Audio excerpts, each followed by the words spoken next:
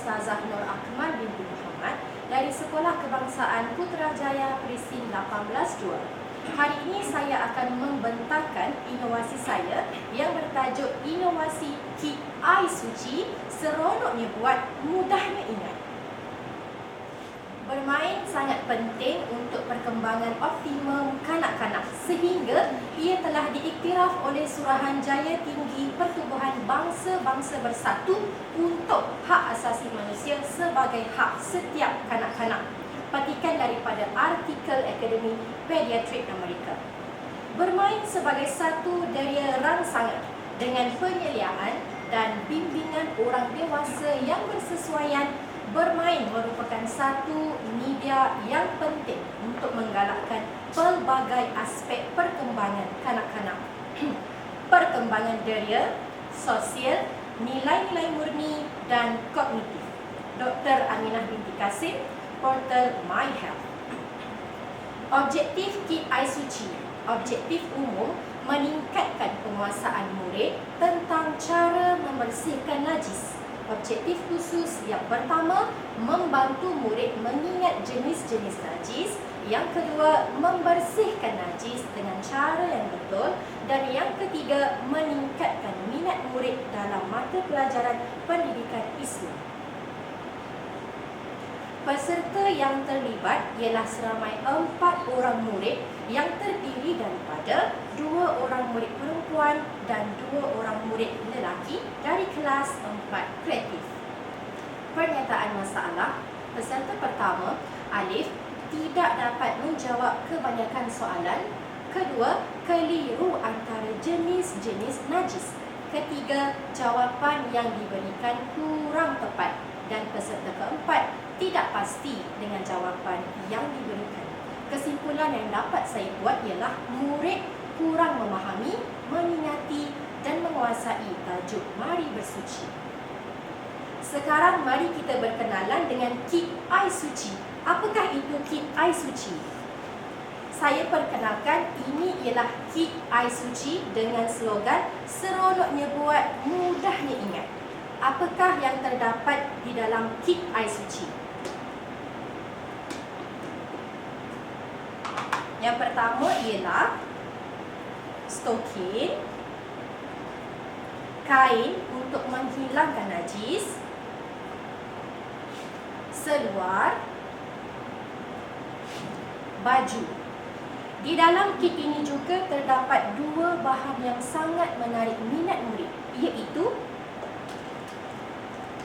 pasir kinetik. Pasir kinetik ini berfungsi sebagai tanah. Yang kedua ialah slime. Apakah itu slime? Ini slime. Saya gunakan 4 warna untuk menyatakan 4 jenis najis. Contohnya warna oranye tahi, warna hijau muntah, warna kuning air kencing,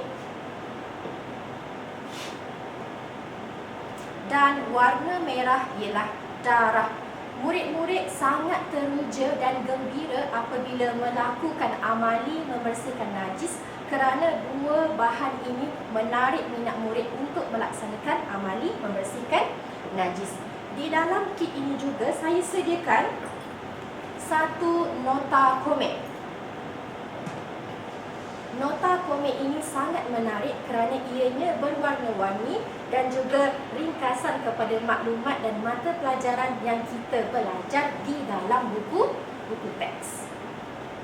Seterusnya, apa yang terdapat di dalam kit ini ialah kad kuis. Ini ialah aspek pengukuhan. Setelah selesai kita melaksanakan amali membersihkan najis, maka saya dan murid bermain kad ini untuk menilai sejauh mana kefahaman murid terhadap tajuk ini. Seterusnya, mari kita lihat kaedah pelaksanaan Kit Air Suci. Saya menggunakan 3 kaedah. Yang pertama, kaedah soal jawab. Yang kedua, kaedah ujian bertulis. Dan yang ketiga, kaedah tunjuk cara. Bagi kaedah soal jawab, sebelum pelaksanaan kit air suci, murid tidak dapat menjawab soalan dan kebanyakan masa hanya menjawab tidak tahu dan tidak ingat. Selepas pelaksanaan kit air suci, murid dapat menjawab soalan dengan yakin, malah turut membantu rakan yang lain. Kaedah kedua ialah kaedah ujian bertulis. Sebelum pelaksanaan, murid-murid tidak dapat menjawab soalan dengan betul dan lengkap, serta ada juga murid yang langsung tidak menulis pada ruangan jawapan. Selepas pelaksanaan kit, murid-murid dapat menjawab setiap soalan yang diberikan dan tiada lagi murid yang tidak mengisi jawapan pada ruangan jawapan yang disediakan. Kaedah ketiga ialah kaedah tunjuk cara. Sebelum, murid-murid tidak dapat menunjukkan cara yang betul bagaimana hendak membersihkan setiap jenis najis. Selepas pelaksanaan kit air suci, murid-murid dapat melakukan tunjuk cara dengan yakin, malah turut membantu rakan yang lain. Mereka berasa seronok sewaktu melaksanakan kit air suci ini. Apakah kelebihan kit air suci?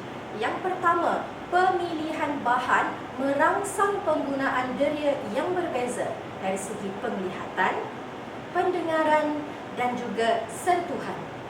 Yang kedua, kit bertutup dan mempunyai pemegang, memudahkan penyimpanan dan mudah alih. Ketiga, bahan slime dan pasir kinetik menarik minat murid untuk belajar. Keempat, kos yang sangat berpatutan iaitu RM22.20 sahaja. Yang kelima, aspek pemahaman dan pengukuhan. Di dalam kit ini disediakan nota komik dan juga kad kuis.